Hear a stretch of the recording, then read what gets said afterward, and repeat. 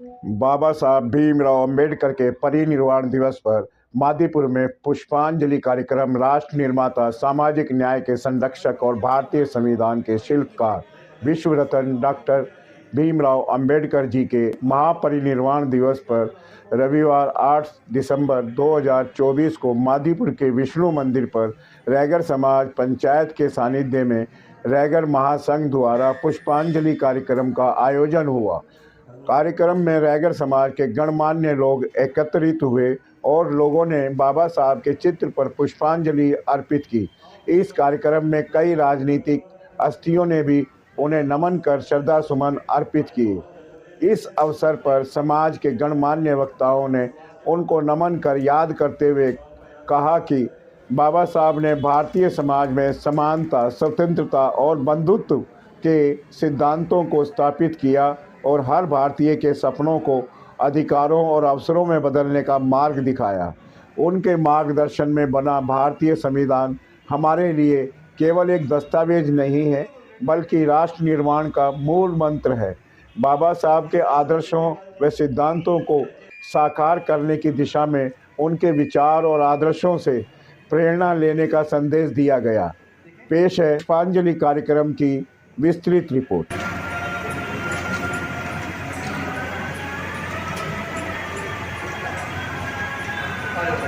आप इधर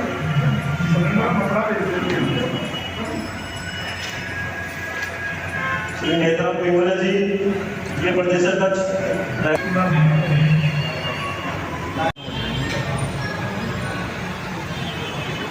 पूरी महासभा के पदाधिकारी उनसे निवेदन है एक बार आ जाए।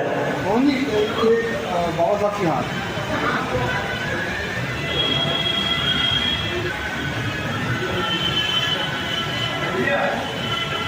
फूल सिंह सबरानिया जी, रविंद्र कनवाडिया जी, आपसे भी निवेदन करूंगा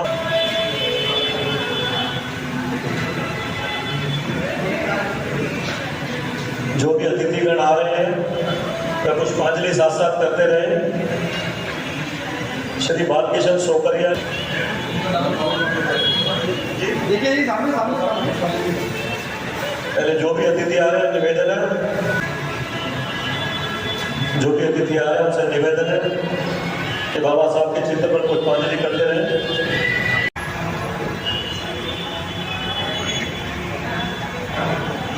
परशुराम जी, तरुण डिगवाल जी,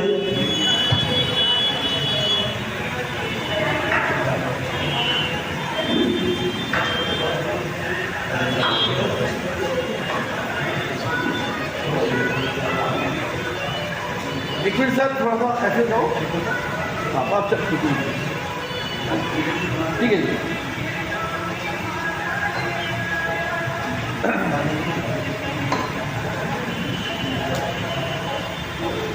मैं निवेदन करूंगा श्री जेपी पवार जी, समाज सेवी, लाजपत चांदोलिया जी, पूर्व प्रधान रैगर पंचायत मादीपुर, धर्मपाल बारोड़े जी, जवाहरपुरी के प्रधान, आपसे भी निवेदन है कि आप भी आए।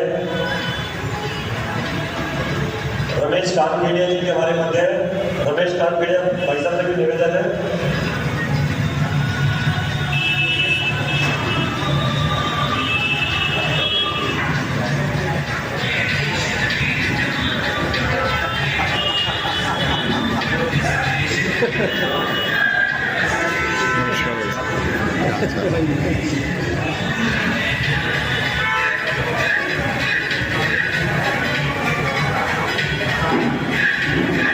मित्रों,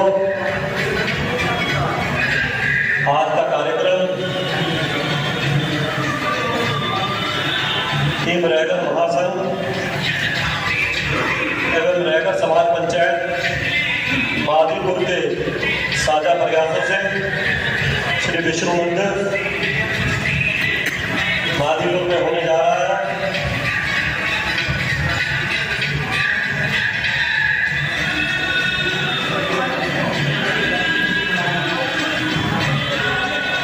श्री मुकेश उजीनिया जी, पवन भूरिया जी, वहीं से हमारे मंदिर है, आपसे भी निवेदन है कृपया मंच पे आए। और मैं निवेदन करूँ पवन जी से, रघुवीर सिंह गाड़ेगावलिया जी, रघुवीर सिंह गाड़ेगावलिया जी आपका भी स्वागत है भाई साहब का।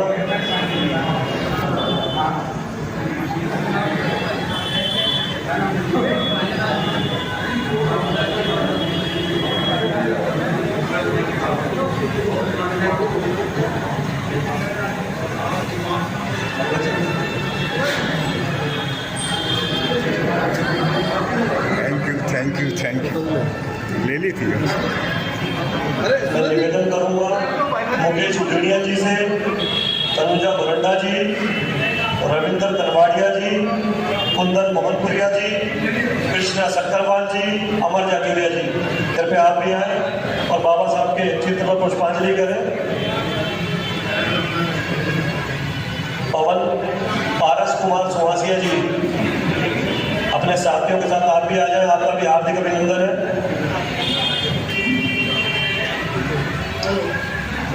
जो भी अतिथि आए जा रहे हैं, निवेदन है कृपया पहले चित्र पर पुष्पांजलि करें। देखिए सामने लेंगे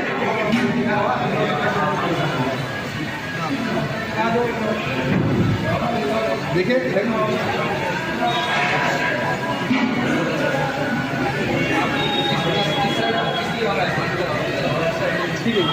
हो गया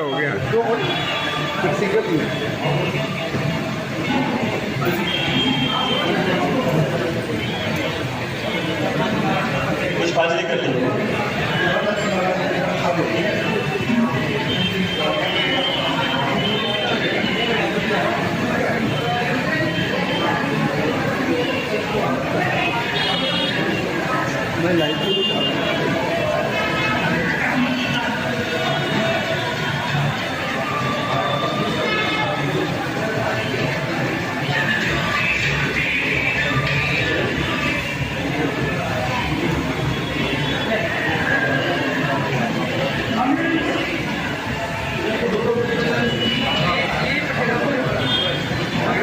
सिंगाड़े की आने पर स्वागत के लिए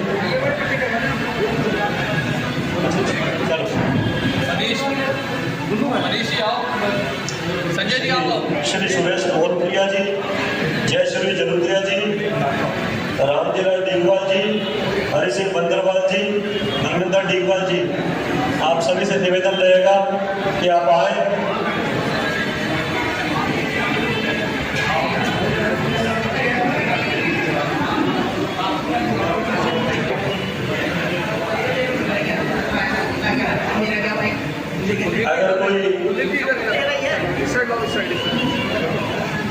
अगर कोई साथी इस हॉल में पुष्पांजलि से वंचित रह गया तो और मेरे तक नाम नहीं पहुंचा तब निवेदन करूंगा कृपया वे आए,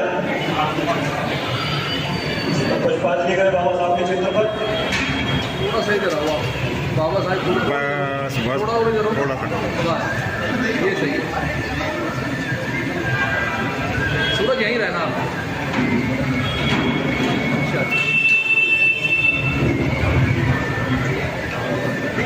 मैं निवेदन करूंगा मादीपुर नायक समाज के प्रधान श्री जगदीश जलुद्रिया जी से क्या वह आए।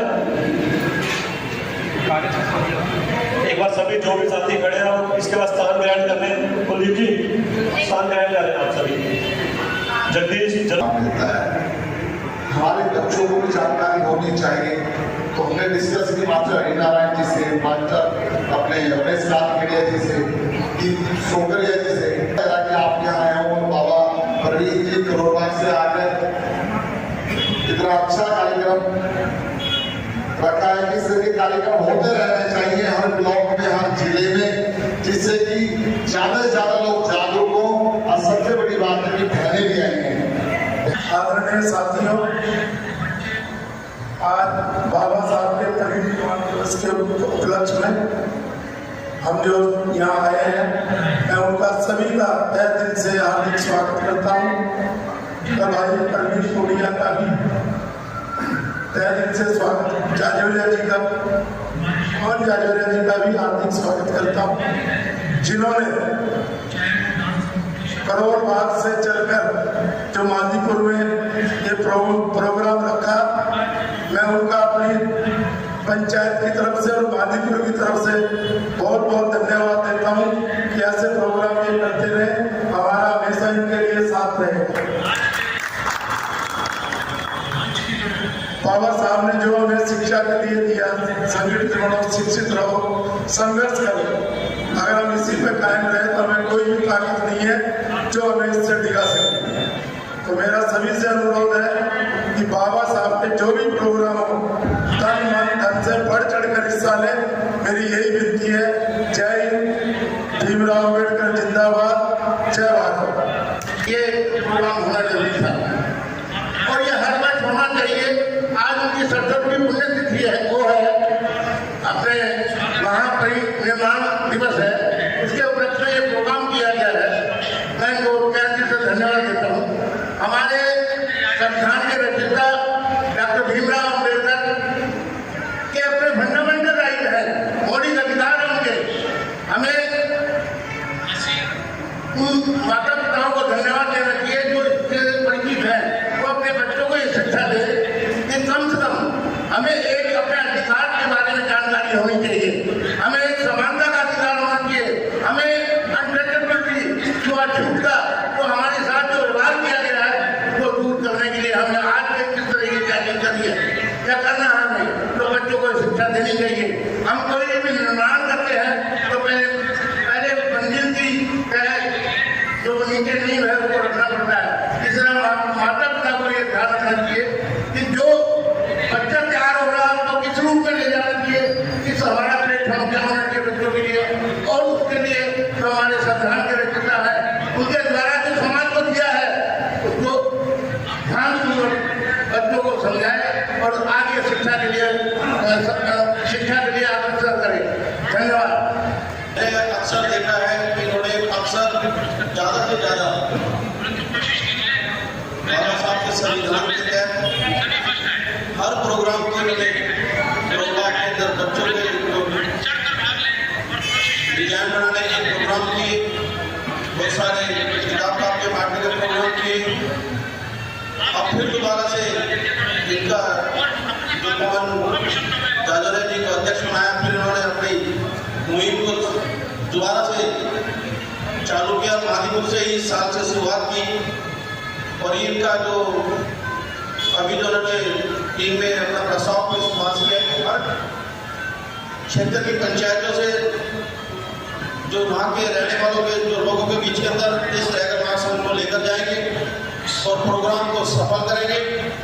और हमारा भी दायित्व बनता है कि हम लोग सभी लोग जो भी समाज की कोई भी संस्था चाहे किसी से बनती है नहीं बनती है वो अलग बात है, लेकिन हमें सबको जो भी कोई संस्था की कोई प्रोग्राम करे तो उसके प्रोग्राम में जरूर जाना चाहिए, चाहे वो कितना भी बड़ा आदमी हो। संस्था के प्रोग्रामों के अंदर अगर कोई संस्था बुलाती है तो उसके अंदर हमें जाना चाहिए। अभी जो बाबा साहब का जो संविधान के तहत आज अगर हम यहाँ पर बैठे हैं, ये तो मंदिर के अंदर हमारे इतनी बड़ी जो प्रोग्राम के बाद के अंदर इतनी बड़ी प्रॉपर्टी है, तो इस संविधान के तहत हमारे पास प्रॉपर्टी पीछे भी आज अपने डॉक्टर भी देखकर आए, बहुत अच्छी बनी हुई है और बनने जा रही है। पंचायत यहाँ भी काम कर रही है, पहले भी पंचायत ने अच्छा काम किया, अभी भी काम अच्छा कर रही है। और संविधान के अंदर अगर बाबा साहब का संविधान नहीं होता तो हम शायद हो सकता है कि हम कहीं पर भी हमारे को बैठने के लिए भी नहीं। बाबा साहब की पुण्यतिथि पर हमें प्रण लेना होगा, सच्ची सद्भावना हमारी जब भी होगी कि बाबा साहब के दिए हुए मूल मंत्र का हम अध्ययन कर लें। सबसे पहला मुख्य होता है शिक्षित बनो। अगर हमने अपने परिवार की उन्नति, अपने समाज की उन्नति और अपने देश की उन्नति करनी है तो शिक्षा को हमें ग्रहण करना होगा। मैं परिकल्पना करनी चाहिए कि वो काल क्या काम था जब बाबा साहब ने संविधान लिखा था। बाबा साहब ने संविधान केवल हमारे दलितों के लिए नहीं लिखा था, पूरे देश के लिए संविधान लिखा था। पूरे देश में वो अधिकार हमें दिए थे जिस अधिकार के प्रति आज हम इस मंदिर में बैठे हैं। दलितों में मंदिर में जाने का रुकावट थी, आज मंदिर में बैठे अपने अधिकारों के साथ बैठे थे। तो मैं यही कहूँगा कि बाबा साहब का मूल मंत्र पर याद करें। धन्यवाद। जन्म ही 2017 में हुआ, तब भी हम 15 लोग थे, आज भी हम 15 लोग ही हैं।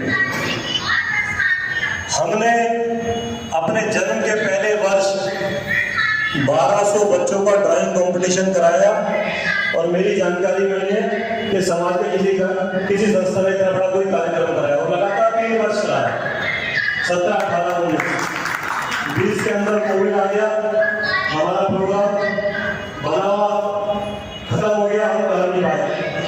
उसके बाद इस संस्था ने इन 15 साथियों ने निरंतर मुझे अध्यक्ष के दायित्व पर रखा, क्योंकि काफी साल हो गए थे। मेरी भी इच्छा थी कि मैं ही अकेला मैं प्रधान ना रहूं, तो हमने पिछले माह सर्वसम्मति से श्री पवन जाजोलिया जी को 2 वर्ष के कार्यकाल के लिए इस संस्था का अध्यक्ष चुना गया। पवन जी का और तरुण डीगवाल, सूरज जलोत्रिया जी, मनीष जी, लोकेश जी, इनका सुझाव ये था कि हम अभी तक जो भी ज्यादातर कार्यक्रम कर रहे हैं वह कार्यक्रम हमारे करोड़ बाग में ही हो रहे हैं। तो एक कार्यक्रम, क्योंकि हमारे समाज की बड़े मठाधीश और महानुभाव है प्रधान जी, बड़े शर्म की बात है कि इनका तो मुझे बुद्धि छोटी है। उन लोगों ने इस बात का तात्पर्य क्या निकाला कि करोड़ों बाग में इस संस्था को जगह ही नहीं दे रहा। अरे भैया, हमने तो जो 60-60 हजार रुपए के हॉल है अग्रवाल धर्मशाला में, हमारी शक्ल पे 3-3 हॉल फ्री मिलते हैं हमें। जब बच्चों को हमने ड्राइंग कंपटीशन कराया इसी हॉल पे बैठा के कराए, और हमसे तो दूसरे समाज के लोग भी पैसे नहीं ले रहे। हमने प्रयास ही नहीं करा कि हम कार्यक्रम को करोड़ बाग में करें। हमारा प्रयास ये था, हमारा तय था कि पहला कार्यक्रम माधेपुर, एक कार्यक्रम नांगलोई, एक कार्यक्रम मंगलपुरी, ये 3 कार्यक्रम करेंगे। उसके बाद चौथा कार्यक्रम रिवर्स करोड़ बाग लेके आएंगे। परंतु बाबा साहब के महापरिनिर्वाण दिवस पर पुष्पांजलि करके इतिश्री करने से अच्छा है एक बार उनके मूल मंत्र को अपने जीवन पे आत्मसात करें। और ये संस्थाएं आने जानी चीजें हैं। संस्था आज है, कल 3 वर्ष के लिए कोई है, 2 वर्ष के लिए कोई है, वो चला जाएगा, बाहर निकलने नहीं दे रही। मेरा निवेदन है कि कृपया जिस प्रकार माधेपुर समाज पंचायत ने बढ़ चढ़कर हमारा सहयोग किया, आप सभी एक दूसरी संस्थाओं का सहयोग करो। एक बहुत बढ़िया और सुंदर हम कार्यक्रम कर सकते हैं।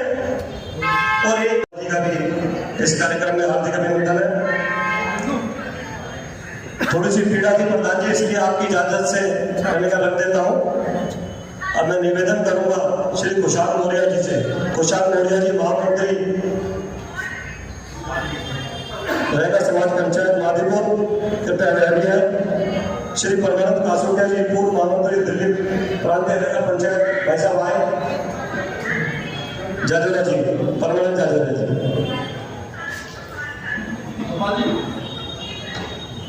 बाबा साहब भीमराव अम्बेडकर अमर रहे, अमर रहे। बाबा साहब का ये 2 पंक्ति में अपना वक्तव्य आगे बढ़ाऊं। मैं 2 पंक्ति कराना मेरे जैसे के लिए बहुत छोटी सी बात है। मैं जब भी इनकी मूर्ति या तस्वीर के आगे खड़ा होता हूँ तो अपने आप को सम्मानित महसूस करता हूँ कि इतनी बड़ी शख्सियत के आगे खड़ा होकर मैं एक आदमी, छोटा सा आदमी, पुष्पांजलि अर्पित कर रहा हूँ। आज बाबा साहब, एक जमाना का भी हुआ करता था कि बाबा साहब की मूर्तियाँ केवल दलित बस्तियों में पाई जाती है। आज बाबा साहब की तस्वीरें ऑक्सफोर्ड, शायद विदेश की किसी यूनिवर्सिटी में इनकी मूर्तियाँ स्थापित हैं। ऐसा नहीं कि बाबा साहब, आज मैं इस विशेष अवसर पर उन सभी संघर्ष वीरों को भी नमन करना चाहूँगा जिन्होंने राजनीतिक शक्तियों ने इनके नाम को दबाने का भरसक प्रयत्न किया, भिन्न राजनीतिक शक्तियों ने, लेकिन और इतना दबाया कि इनको बहुत नीचे तक डाल दिया, जमीन के गहरे गड्ढे में। लेकिन बाबा साहब तो एक बड़े पहुंची हुई बीज थे, उसको तोड़ते हुए आज वट वृक्ष उगा हमारे सामने। मंदिर में जिनको जाने से उनको रोका है, आज मंदिर में इनकी देखो कार्यक्रम हो रहा है। ये सशक्तिकरण आते आते 70 साल लगे हैं और आज भी हमारा कोई ऐसा नहीं, हमारा बहुत बड़ा कोई परिवर्तन हो गया हमारी स्थिति में। अभी बाबा रामदेव जी का नाम लिया गया। बाबा रामदेव जी ने कब छुआछूत मिटाने की बात करी? कौन से सन में करी? उससे पहले ज्योतिबा फुले ने करी, उसके बाद भीमराव अम्बेडकर ने करी। क्या छूट मत गई? ये संघर्ष की कहानी लंबी है और संघर्ष अभी बहुत लंबा चलेगा, क्योंकि हमारे देश की सामाजिक पृष्ठभूमि उस प्रकार की है ही नहीं। समानता की पृष्ठभूमि हमारे देश की सामाजिक है ही नहीं। उसके लिए हमें पल पल हर पल संघर्ष करना पड़ेगा और संघर्ष की प्रतिमूर्ति है बाबा साहब भीमराव अम्बेडकर। धन्यवाद। संकल्प लिया कि मैं अपने समाज में इस तरीके से भेदभाव नहीं देख सकता। मैं ये छुआछूत खत्म करूंगा और मैं जाति का विनाश करके रहूंगा। तब उन्होंने संकल्प लिया कि 1931 से उन्होंने समाज के लिए बात करनी शुरू करी और वो धरातल पर उतरे और उस तरीके से फिर उन्होंने शुरुआत करी कि इस तरीके के प्रोग्राम संस्थाओं की तरफ से होने चाहिए ताकि समाज जो हमारा सोड़ा है उसमें जागृति बनी रहे। और मैं पवन जाजोरिया जी जो नव प्रधान बने हैं उनको भी मैं बहुत बहुत शुभकामनाएं देता हूँ पूरी अपने नगर जागृति मिशन टीम की तरफ से। वैसे तो बाबा साहब के विषय में हमारी जो कुसुम जी ने बहुत कुछ उन्होंने कह दिया कि किस विषम परिस्थितियों के अंदर हमारे बाबा साहब ने शिक्षा के क्षेत्र के अंदर इन्होंने योगदान दिया, किस विषम परिस्थितियों के अंदर इन्होंने स्कूल के अंदर जो पढ़ाई की थी, स्कूल के अंदर इनको बाबा साहब को बैठने तक नहीं दिया जाता था। वो अपने टाट पट्टी का लाकर अपने घर से लाकर स्कूल के कमरे के बाहर बैठ के वो शिक्षा ग्रहण करते थे। किस प्रकार उन्होंने यातनाएं सही थी, उनको पानी तक नहीं पीने दिया जाता था, पानी भी उनको मतलब ऊपर से या मतलब उनको पिलाया जाता था, उनको हाथ तक नहीं लगाया दिया जाता था। ऐसे महानुभाव जो हमारे समाज से गरीब तबके से निकल के और अपने एक छोटी जाति के तबके से निकल के इन्होंने भारत के पूरे विश्व के अंदर इन्होंने अपना नाम कमाया। और एक हमारे लिए भारत के लिए बहुत ही गौरवान्वित करने वाली बात है कि एक बाबा साहब भीमराव अम्बेडकर जी ने हमारे विश्व के अंदर अपना नाम कमाया और भारत माँ का नाम मतलब इन्होंने बढ़ चढ़ कर इन्होंने योगदान दिया। शिक्षा के क्षेत्र के अंदर इन्होंने हमारे धर्मगुरुओं ने भी यही बात की है कि शिक्षा बिना कौम शून्य के समान है। अगर अपने कौम की उन्नति चाहते हो तो अपने बच्चों को विद्या पढ़ाइए, क्योंकि शिक्षा ही एक ऐसा माध्यम है जो हम अपने बच्चों को अपने समाज को एक आगे लेके जा सकते हैं। और बात करते हैं हम छुआछूत की, लेकिन एक छुआछूत एक हमारे क्षेत्रवाद में भी होता है। वो क्षेत्रवाद में कैसे होता है, जब हम किसी रिश्ते की बात करते हैं, चाहे करोड़बाग में करें चाहे किधर करें, माधीपुर में करें, भाई करोड़बाग वाला कहेगा आज मैं तो माधीपुर में नहीं करता। ये क्षेत्रवाद वाला भी हमारे अंदर भेदभाव है, इसको भी मिटाने की हमारे लिए जरूरत होती है। ये हकीकत है। माधीपुर वाला भी कहेगा कि मैं नागलोई में नहीं करता। ये भी हमारे लिए बहुत ही शर्म की बात है कि हम एक तरफ तो बच्चों के लिए मतलब वैवाहिक रिश्तों के लिए इतने परेशान हो रहे हैं, और जहाँ हमारे को लगता है कि हमारा बच्चा पढ़ लिख कर अच्छा एक अधिकारी बन गया है माधीपुर का, तो करोड़बाग वाला भी कर लेगा और ऊंचे जगह वाला हो वो भी कर लेगा। ये चीज भी खत्म होनी चाहिए। और प्रधान जी आपका बहुत बहुत धन्यवाद और शुक्रिया कि आपने प्रोग्राम रखा। जय हिंद, जय भारत। साथियों, बाबा साहब ने आप सबने बता दिया कि उन्होंने मंत्र जो किए थे कि हमें शिक्षित बनना है। जो शिक्षा का ग्रहण कर लेगा वो शेरनी का दूध मिलेगा।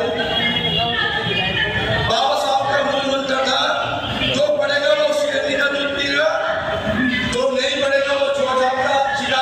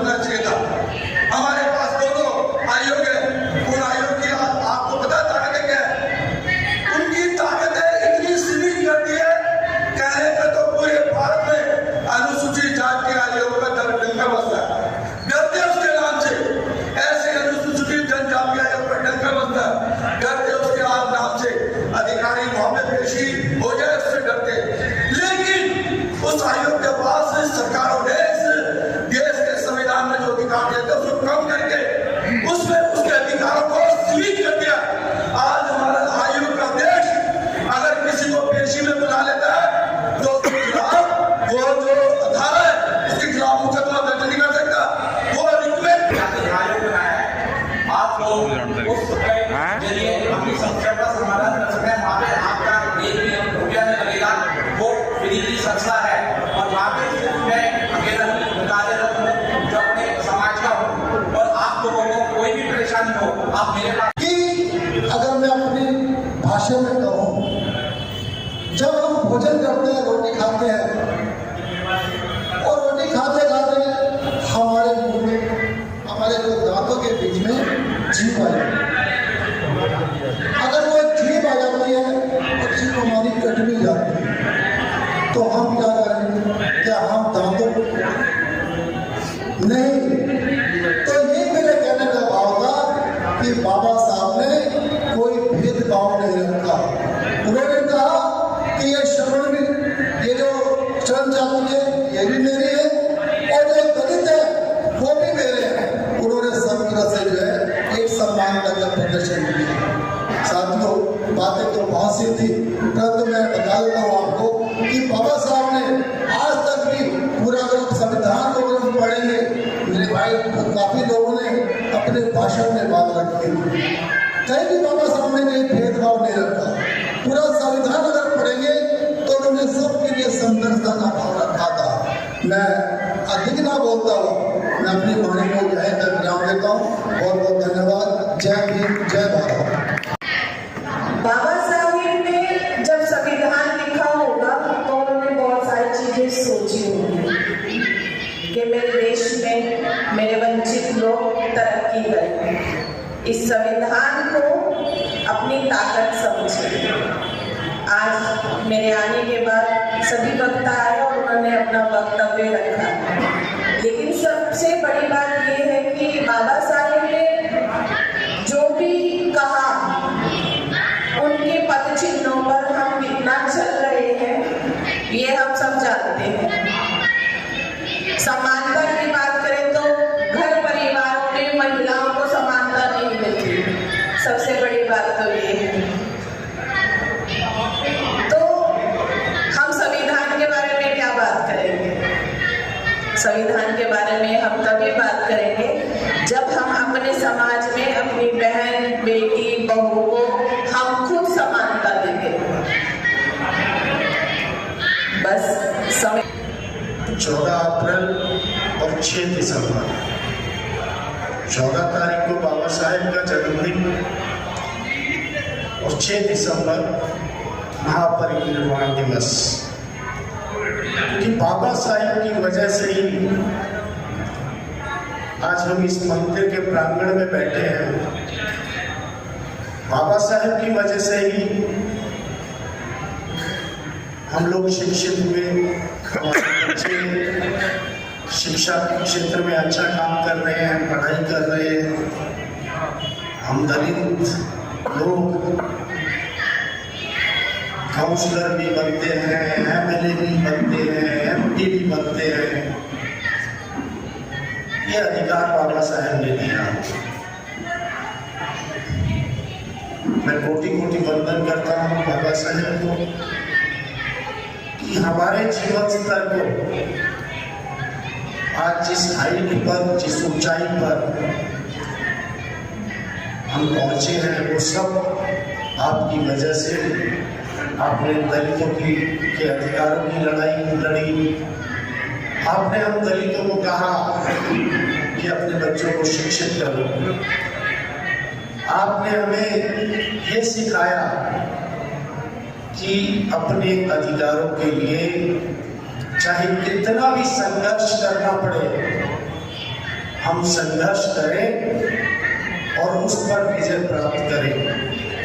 मैं पुनः ज़्यादा न बोलते हुए कोटि कोटि नमन करता हूँ बाबा साहेब के चरणों में और टाइगर महाशय का बहुत धन्यवाद करता हूँ। जय साथियों, बाबा साहब ने अपने जीवन के कार्यकाल में उनका लगभग 65 वर्ष की आयु का उनका कार्यकाल रहा और पूरा जीवन अंतिम सांस तक वे अपने समाज के लिए संघर्ष करते रहे। संघर्ष किनके खिलाफ किया, किनके समर्थन में किया, हम सभी लोग जानते हैं। बाबा साहब ने जब हमारे लोगों को इस देश में कोई भी राइट्स नहीं थे, कोई भी अधिकार नहीं थे, तो बाबा साहब ने इतनी डिग्रियां होने के बावजूद भी बाबा साहब चाहते तो राजा महाराजा की तरह अपने जीवन को जी सकते थे, लेकिन उन्होंने सभी साधनों संसाधनों को त्याग करके और अपने समाज के लिए उन्होंने अपने जीवन को कुर्बान कर दिया। मैं आपसे जब बाबा साहब जब 1930-31-32 की जो राउंड टेबल कॉन्फ्रेंस अंग्रेजों ने बुलाई थी, तो बाबा साहब ने हमारे देश के अछूतों का नेतृत्व करने के लिए तीनों राउंड टेबल कॉन्फ्रेंस में भाग लिया था साथियों। और उसी राउंड टेबल कॉन्फ्रेंस से बाबा साहब ने भारत के अंदर पृथक निर्वाचन और पृथक आवास का एक अधिकार अपने साथ लेकर के भारत आए थे। सेपरेट सेटलमेंट और सेपरेट इलेक्टोरेट। जब बाबा साहब के अधिकार लेकर के आए तो यहाँ पर जो लोग चाहते नहीं थे इस देश के अछूत की एकता में रहें, आगे बढ़े, उन लोगों ने बाबा साहब का काफी विरोध किया। विरोध करने के बाद जो पूना पैक्ट समझौता हुआ, उस पूना पैक्ट समझौते में जो बात निकल के आई वह आरक्षण के रूप में हमें कुछ अधिकार मिले। जब हमें आरक्षण मिला तो आरक्षण हमें एक बैसाखी की तरह हमें एक सहारा मिला और उसी आरक्षण की बैसाखी से चलते हुए हमारे समाज के कई लोग जीवन में उन्होंने सुधार किया, अपने जीवन में अपना सुधार किया। IAS बने, MLA, निगम पार्षद, सांसद, मंत्री, DM, SDM और यहाँ तक इस देश के राष्ट्रपति तक भी हमारे लोग पहुंचे। ये सब बाबा साहब की देन है और उनकी कुर्बानियों की देन है। मैं ज्यादा न बोलते क्योंकि समय का काफी अभाव है। साथियों, देश में क्या चल रहा है, कैसे उठा पटक चल रही है, इससे हमें अपनी बुद्धि का इस्तेमाल करके एक एक चीज पर नजर रखनी पड़ेगी, क्योंकि इस देश में जिनके हाथ में सत्ता है और इस देश का सारा तंत्र जिन लोगों के हाथ में है, वे रात को जागते हैं कि किस तरीके से हमारे अधिकारों को कुचला जाए और किस तरीके से हमारे जो बच्चों का भविष्य खराब किया जाए, लेकिन हम लोग रात को चैन की नींद सोते हैं। साथियों, मेरा यही कहना है कि जैसे त्रिनेत्र होता है, जो तीसरी आंख होती है, हमारे ग्रंथों में भी कहा कि भोले बाबा की तीसरी आंख है, इसको मत खोलो। मैं कहता हूँ कि अपनी तीसरी आंख को खोलो। और तीसरी आंख क्या है? ये जो हमारी बुद्धि है ना, ये बुद्धि हमारा त्रिनेत्र है। इस बुद्धि को खोलो और अपने अधिकारों को जानो और उसके लिए लड़ो। और समाज में भी काफी संघर्ष करने की आवश्यकता है। आप करोगे तो आपके आने वाले बच्चों का भविष्य उज्जवल होगा। जय भीम, जय भारत। धन्यवाद। धन्यवाद कबीर जी, पवन जादव जी। वैसे तो बाबा साहब अम्बेडकर अपने आप में एक विराट और विशाल विषय है और मेरा शोध कार्यक्रम डॉक्टर अम्बेडकर मेरा PhD का विषय है athletic action of doctor Ambedkar and Bullela against caste and the current discrimination in India and the South Africa. कि किस प्रकार भारत में और अफ्रीका के अंदर कास्ट डिस्क्रिमिनेशन और करंट डिस्क्रिमिनेशन था, इसके कारण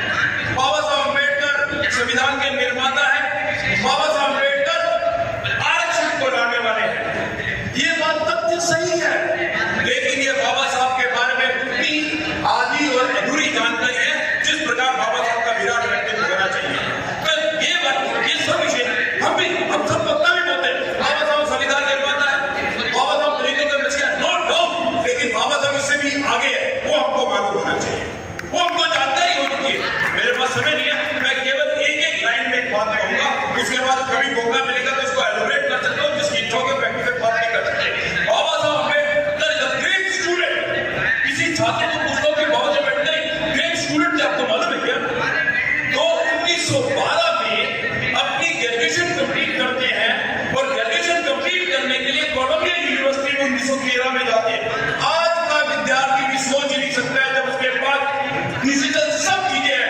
1913 में वो कोलंबिया यूनिवर्सिटी जाते केवल पत्र व्यवहार के माध्यम से, और कोलंबिया यूनिवर्सिटी में 1913 से लेकर 1915 में एडमिशन लेते हैं और 2 पढ़ाई एक साथ करते हैं, तो चाहे पीएचडी की हो चाहे वो एमए की हो।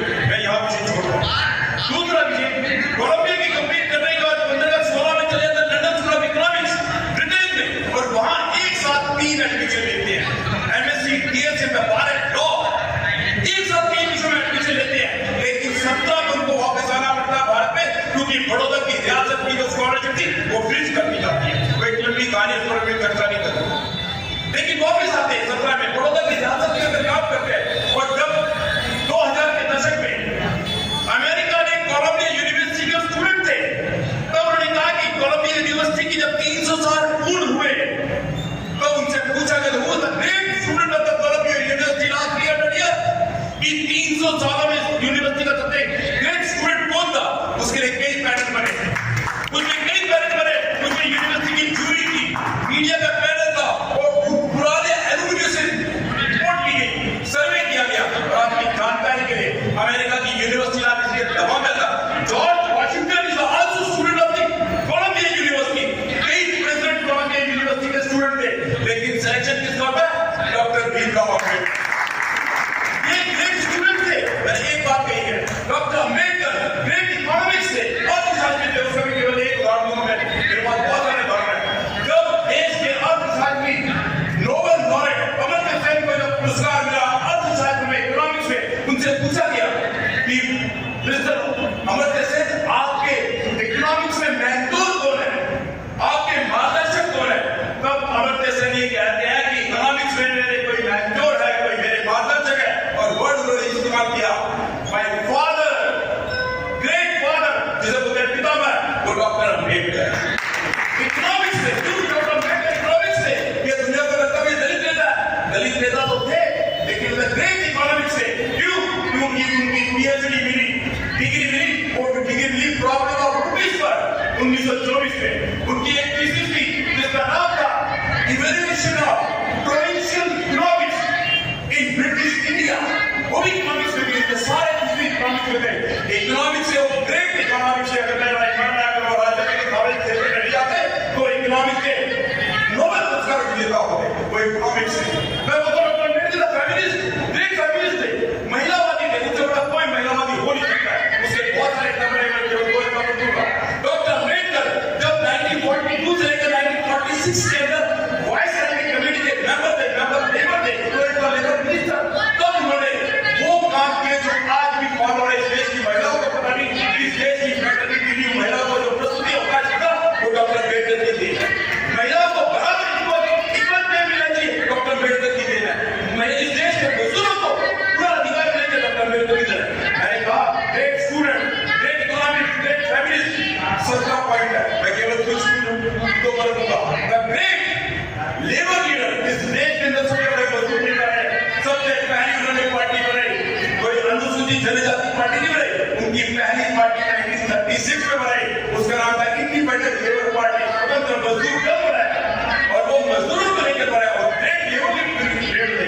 दूसरा, जब वो वाइस कमेटी के अंदर बने तो उन्होंने उसी लेबर के एजेंडे में जो 1936 में बनाया उसको पारित किया। मजदूरों के काम के घंटे, एम्प्लॉयमेंट एक्शन, प्लानिंग कमीशन, ये बहुत सारे विषय हैं। इधर हम बोलते हैं डॉक्टर अम्बेडकर को बहुत विराट व्यक्तित्व है, वो महिलावादी थे, वो लेबर मिनिस्टर थे। इसके साथ मैं बोलता हूं, मैं संविधान के रचयिता तो सब जानते हैं, लेकिन संविधान के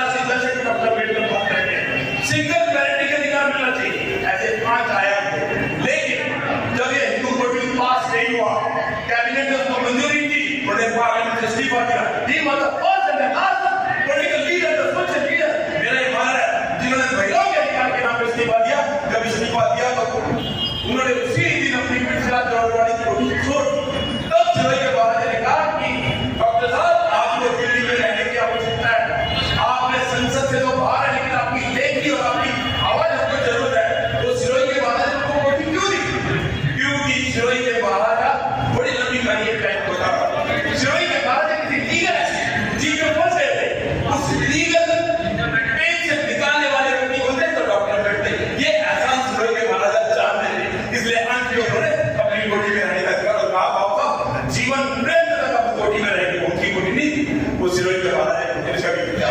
तो मैंने कहा अर्थशास्त्री, राजनेता, मजदूर नेता, शिक्षक, महिला, ऐसे 17-18 पॉइंट है, मौका मिलेगा कभी कहीं समय का अभाव है, लेकिन कभी फिर मौका मिलेगा उनके 17-18 आयोगों पर चर्चा कर सकते हैं और एक विषय पर चर्चा करें। मैं इसलिए बात कर रहा हूँ क्योंकि आप जितने लोग बैठे, प्रबुद्ध लोग बैठे हैं, उन प्रबुद्ध लोगों की आवश्यकता है।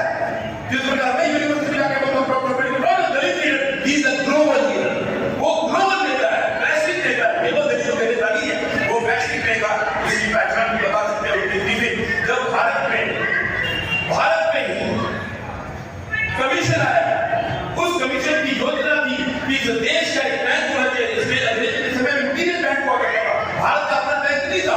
तो जब भारत का रिजर्व बैंक बना RBI, उसमें जो कमेटी रिजर्व कमेटी आई, उन कमेटी के हाथ में एक पुस्तक थी, सभी पुस्तक के हाथ में पुस्तक थी, सभी लोगों के उस पुस्तक का नाम था प्रॉब्लम ऑफ यूनिटी। उनकी उसी प्रॉब्लम ऑफ यूनिटी के आधार पर उन्होंने RBI का गठन किया। आप ये बात सकते हैं, प्लानिंग कमीशन का विषय हो, देश को नदियों को जोड़ने का विषय हो सकता है, देश को डैम बनाने का विषय हो सकता है, सारे के सारे योजना। इसलिए मैं कहता हूँ केवल भारत के दलितों के विषय नहीं है, is the architect of the Indian constitution और इन मॉडर्न इंडिया। भारत आधुनिक भारत के निर्माता है। मैं संक्षेप में मुझे दिया, मैं सबकी बात को ध्यान देता हूँ, कभी मौका लगेगा तो अम्बेडकर, मेरा डिसीजन है अम्बेडकर का 14 अप्रैल 1891 से लेकर 6 नवंबर 1956, ये उनका पूरा कालखंड है। मुझे अब कोई भी पूछ सकता है 1913 में कहाँ थे, 1917 में कहाँ थे, बता दूंगा, 1927 में कहाँ थे, बता दूंगा। 14 अप्रैल 1918 से 11 से लेकर 6 दिसंबर 1951 56 तक 56 तक उनका पूरा काल ये स्केच में उतारा है। जब कभी आवश्यकता हो इस वक्त चर्चा करेंगे। आपने मुझे बुलाया, मैंने का मौका दिया, इसके लिए